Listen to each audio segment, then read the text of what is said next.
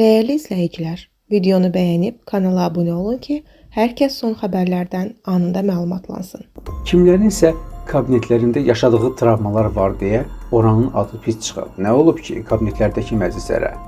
Xəbər verilir ki, bu sözləri müğənni Uşaqə Musayevə deyib.